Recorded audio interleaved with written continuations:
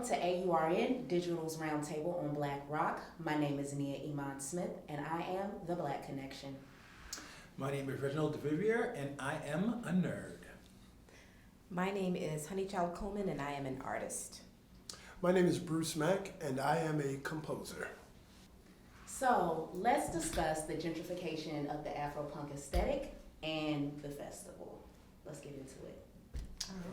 For me, I watched Afro-Punk from the movie and back to when they used to throw shows in the Lower East Side of Gene Spooner. And it was like, something you would kind of go to see people of color kind of gather together. It was very punk in the very early days. And now it's the kind of festival where I bought tickets for it and it was like $120 for like 2 days. It's a big to do, enough where a couple of years ago I couldn't show up and I put it on StubHub to sell the tickets and I actually made a couple $100 profit. So it's become a thing.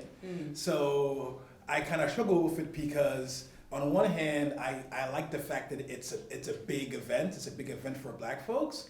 But on the other side, that obviously when you're on that kind of a scale where it's like, hundreds, but thousands of people are showing up, you kind of lose what makes it special in the first place. Right. Yeah. And then for me also, what kind of gets weird is the fact of where when I used to see the show back in Lower East Side, it was pretty much all punk bands and it was, a small stage. When I went to the Afro-Punk Festival last year, you had all these three gargantuan stages and the quote unquote punk stage was, you had to basically almost leave the festival, walk 10 minutes down, and it's a sad little stage compared to what, where all the other quote unquote big acts played. And it's kind of disheartening to kind of see that even though the idea of this Black alternative festival, these Black rockers, all those quote unquote weirdos, that they kind of got pushed to the side so that way you could have, these mainstream major label acts. And I feel like to a certain extent I struggle with both because I see the positives and the negatives for both. Right. Yeah. I mean, I was in the film and also played a lot of the early shows. And when it did start to become more commercial, a lot of the OGs were like, I'm done, and backed out. I kept going every year because I feel like it's a safe and fun place to go and relax and not feel like you're alone. Even if it's a little more commercial, even if it's not as punk anymore. That was my feeling in the beginning. Playing there recently, what has happened with the punk stage is extremely sad. Like there weren't even signs on how to get there. And people knew that punk bands were playing but didn't know where to look because as soon as you get into the festival, you're mesmerized by the lawn and the glamour and the photo shoots and all these other things that have nothing to do with the music or the community, and that's my issue with it. Yeah, I felt for, bringing it to the present, when things start to build, there's always going to be these little things that are just not right, like the signage. I agree with that. That signage was missing, and I had a feeling like something like that would happen once it started to get more corporate and things like that. On the other hand, I remember seeing you, because I'd known you when I saw the film, and you were on the scene, and Tamar. Yeah. And I remember when the film came out, I said, wow, that's great, because that was one of the things the Black Rock Coalition had not done. Right. I mean, we kind of set the stage for stuff, but that was one of the things we had not done, and I said, that's going to make it, travel a bit. That's going to go a little far, and I said, I hope everybody I see in there really blows up. So as it started to grow, I really felt really excited about that. Right. And I was just hoping that folks who were there, in that film, and a lot of folks who were lesser known, did not just get pushed to the side. Right. And it's a hard thing, especially in the scene, in the DIY scene, where if you're not signed to a label or there's no sponsorship behind you, you're on your own to do it. And somebody else may have had a little bit more effort behind them when they were starting out in the film. They may travel a little bit further. That was the same case with Living Color in the Black Rock Coalition. There were a lot of us, killing bands that were happening. But I and Living Color got that notice with CBS or Sony, and it just kind of carried on. But you still had to strive with it. So it's been I've had mixed feelings about it as well. But at the same time, I think overall, as long as people are still being included, folks who are lesser known, it's a happening thing. And I still don't, hard to call it gentrification for the most part, but it's definitely changing, and in a way for it to exist in a lot of ways, it had to be somewhat monetized on some level. Again, just trying not to leave people to the side. Right.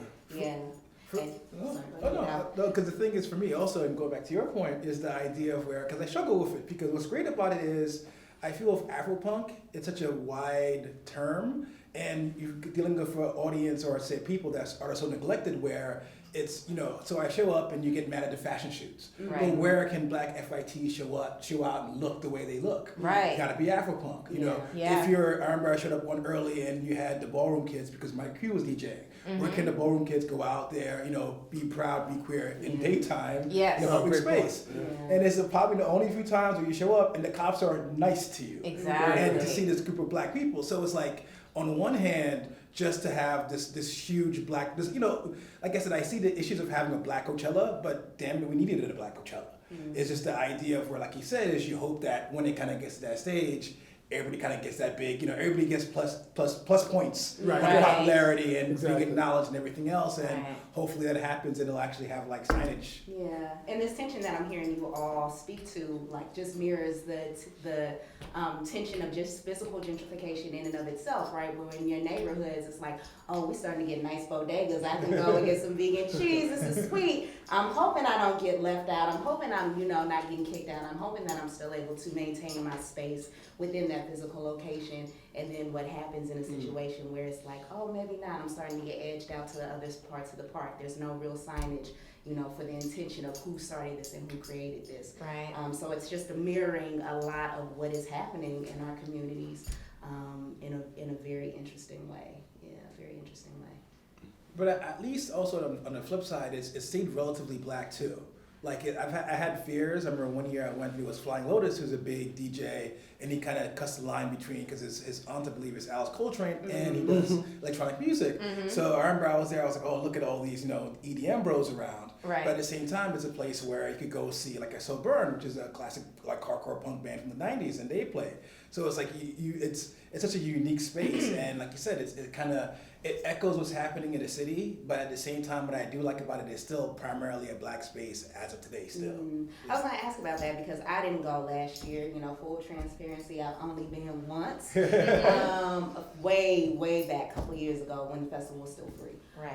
And a lot of the critique and the conversation that has been happening, especially last year, what happened with the activist Erica Hart and her partner, was this idea, was talking about, black, Afro-Punk ain't even black no more, right? So to hear you say that in this personal experience, and you also, Honey Child, speaking to the fact that we're still here, I think is also a narrative that might need to be publicized more in combating, the heavy corporatization and what we're seeing out in the media with Afro-Punk being in Elle and Vogue and the fashion shoots to kind of reclaim it as our space almost. There are a lot of scenes, it's interesting you would say that, because there are a lot of scenes that come about, and often ourselves, I used to joke that the New York Times is always 5 years late with something they like talk about. Yeah. And a lot of the times these scenes, like let's say Afro-Punk, which is tied into what was happening with a couple other scenes, Black Rock Coalition, so on, which was a mixture of everybody, which is still the case. It's just kind of recognizing all of our quirkiness as black folk and the alternative sides of what we do. But these scenes are often nurtured right in a home, in a basement, small venue that didn't have a lot of clientele. And I think in terms of how things get gentrified, so to speak, it's important that our communities on a small level continue to house, literally and figuratively, these small events and concerts. Because a lot of times the younger folk, 15, 14, are already working on the new scene or starting the scene. And I think we have to embrace whatever it is new they're coming with, support that, create little concerts and things at home at the smaller venue, even though the other thing has gone on, because things do evolve. And if they're going to be in this whole environment where things are like constantly changing, it seems like there's been like a master plan for the whole country to be gentrified in some way, that it's important for us to keep, kind of like some reins on things by looking out for the creative young or the creative new, because there's a lot of older folk just like, hey, I waited 60 years. It's time for me to do my thing. And we got to support that in all of its glory as well. Living rooms, living room concerts. Yeah. House parties. House parties. House parties are back. Mm-hmm. Yeah. Yep. And what's kind of fascinating too is the fact of where, and I feel like with gentrification, it's also the idea of where, particularly in a place like New York City where it takes place, it's a huge swath of just money kind of going in and pushing everything into the corners. And going back to the idea of where you've got these young kids that have to be nurtured because I think we're at where we are at the stages in our just basically our culture, we've kind of got to experience that. And I hope that like if you're 15, 14, you're able to go out there and do those same exact things. And it's weird because like I remember when I kind of came more of age, it was more like, let's say you would have legal lofts, you would have you had a downtown Lower East Side, and which became Williamsburg, which became Bushwick, which I guess is now kind of pushed to the fringe of East New York, maybe, and some things I see happening in the Bronx, and you kind of see that, like you said, it's pretty much, definitely the United States, probably worldwide, and it's something where I also wonder where if you've got all these eyes on these scenes, and like you said, New York Times, it's like 5 years late, it makes you wonder if they're even able to kind of gestate, because it feels like the second something happens, it's on social media, it's on everything, and I felt like, because I remember like Black Rock Coalition, like 24/7 Spies, it was the idea you had these like, oh, it's a secret band I like, and they would drop records and you kind of get into it, and it's like now it's like everything's so immediate, it makes you wonder if the scenes are this way they were even a couple of years ago. When it's a good question. The scenes seem to be there when people in the know kind of make a point of following. Make a point of going. We're just talking about something. Yeah. And you said you're gonna make a point of being there. Right. Maybe you have to show up for people. You show up for people. Yeah. But in terms of coordinating something where there's it's organized. We have meetings with the Black Rock Coalition. We had meetings every Saturday. Those meetings started out up in Harlem. Then it came downtown, and when downtown was still like totally vacant, there may be a few art galleries, but now it's hard to get people in a meeting to coordinate and plan things out. And then as a result, I don't know if it's a result, but what has happened as a result of access to the web and this immediate connection, people seem to be on their own. Yeah. And as long as they have enough people they can mail to, they'll reach out to those people, and hopefully those few people reach out to others.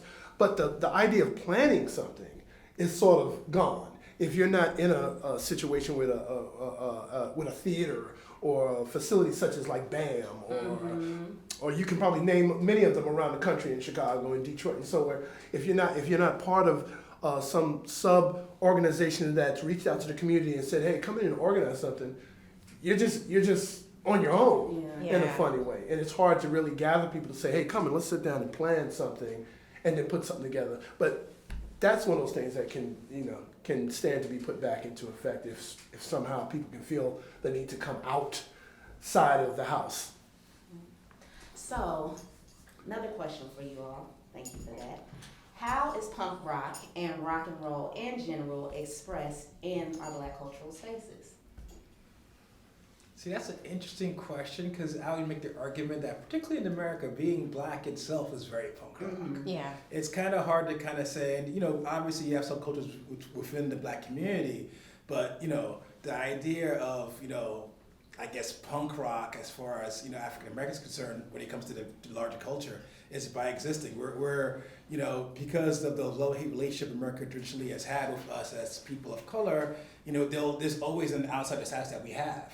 And on the flip side, we wear that as a badge. It's never anything. You never see. You'll never go. You'll never have a bad problem finding a photo shoot. On a Sunday during church. You know what I'm saying? And that's quote unquote the most conservative part of what you'll find in Black culture. So I think that the idea of what is the separation between Black punk rock and, let's say, the wider American culture, it's a lot more flatter than it is. Now, obviously, within the culture itself, there's an aesthetic, there's a vibe, there's an attitude that's there. But even then, I would make the argument that you still find it even in different genres. Like, like the idea of, all of us getting together because, we got to get together on Wednesday to practice for, gospel that's happening. Like how many dope black, rock musicians started off in church? Yeah. You know what I'm saying? So there's a pipeline, there's a connection to everything else. As far as the black rock, punk rock aesthetic, we could definitely debate on what that is. But I think as a general, that is the black experience. Yeah. So, honey child, that leads me to you actually, and thinking about your work as an OG in the game, if I don't mind, and kind of thinking about this question of defining what is a punk rock or what is a black punk rock aesthetic to you.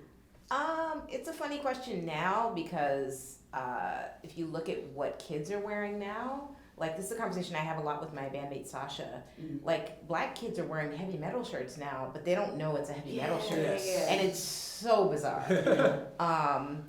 And also, I'm kind of like of the old school art punk world where not everybody looked alike. Mm-hmm. Like I didn't even own anything studded till I was in my 30s because you just made your thing and threw it together. So visually, I feel like kids look extremely punk now. Like they look the way we looked at the end of the 80s, even if they're not deep in the music, but they're curious and they're open, which is exciting. My other thing I wanted to kind of say too was, do you guys ever go to the Shrine? I haven't been in a long time. Like to me, the Shrine is the black CBGBs because everything goes. They let everybody play there. It's an older walk-in audience, and they're very open. I've never seen anyone leave the room because it was too many guitars on stage or it was too punk, and that's the only black space I know in America like that, where it really is old and young people and everything together, and you can just be yourself. So, I don't know, I just wanted to mention that. As far as being, I feel like in my experience as an alternative black person going into more conservative black communities, older people seem a little more forgiving also. Like they can kind of see your spirit. So, I don't know, maybe the time has changed where there's not as much pushback to be like the nerd or the freak or the individual, whereas before it was like an affront, like how dare you go against society and go against all these things we fought for, but like you're actually fighting for yourself to have that freedom. That's the freedom you fought to give us, so I'm expressing it. So I feel like now we're getting into a period where it's more acceptable, whereas say 20, 30 years ago, not so much. Bruce, what do you think about that? Well, I think. Well, first of all, I just to comment. I've been a fan of going to Shrine for a minute.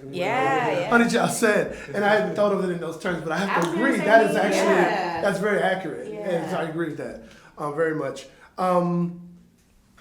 I think I'm not as punked out as I used to be in terms of in that regard.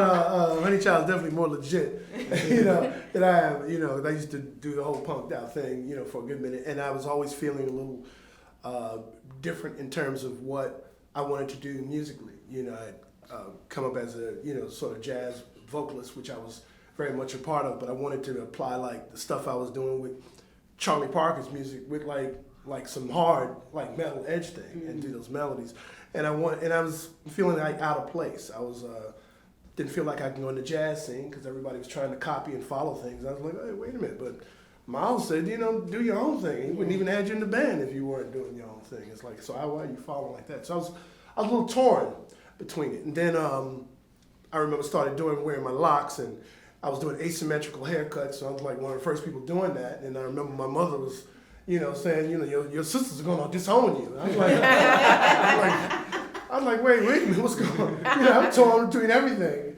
I couldn't see how that was gonna happen. They had kids, they had to take care of themselves. I was like, they wouldn't think about me in that regard. But it made me realize, just the statement itself, that how folks were like pushing against it, weren't really accepting the variables in our blackness, and they were weird conditions because I couldn't see how people who responded that way could feel that way when there were so many variables in their own lives and the things that we'd already gone through. I was like, why put that condition on yourself? And here I am, I'm trying to not get, pulled over by cops because they think I look like somebody else and I'm wearing some different stuff here, so it made it a little confusing. I do think things are a little different now in that regard. In terms of, I think I don't know if it's a little more acceptance or if people just say like, oh, they're starting to realize that Black folks have had variables for a very long time. Yeah. I think I've always felt like Little Richard was the one that really just like, boom, hit folks like, hey, I'm gonna do this blues like this, and you can think what you want about what I might be, but the whole queerness thing about it just like really kind of opened folks up and sparked a lot of things. And there were a lot of artists like that. So I think people are starting to really make connections with what is happening now and what happened then and realize that, we do have a lot of things. I mean, you can go as far as look at the Black church. Yeah. And how, the LGBTQ community had been like just kind of like The bedrock. bedrock and just hidden at the same time. No, let's don't talk about it though. Right.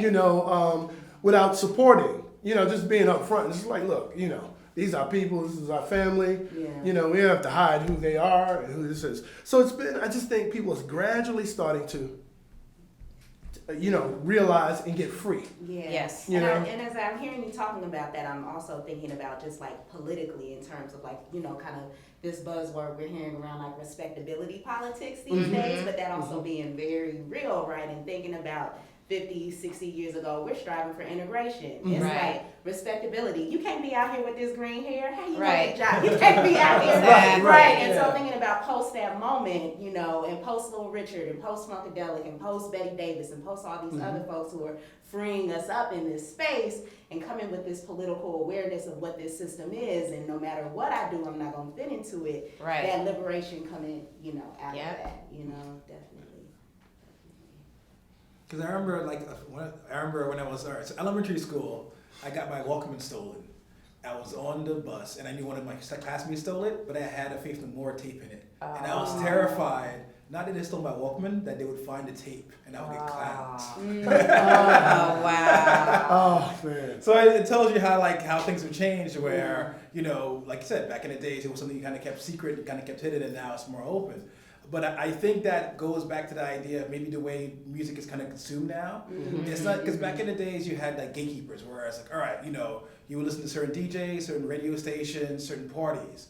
But now you've got YouTube where if you let your YouTube, you play one music video, you walk away an hour, you come back. You don't know where that world's going to take you. For better, for good or bad, because that's a lot of money out. Yeah, but it's something where, there's no excuse for you not to know things. Right. So it's weird for me. So I go out to a lot of see a lot of bands. So I see like a lot of, let's say, like 90s alternative bands.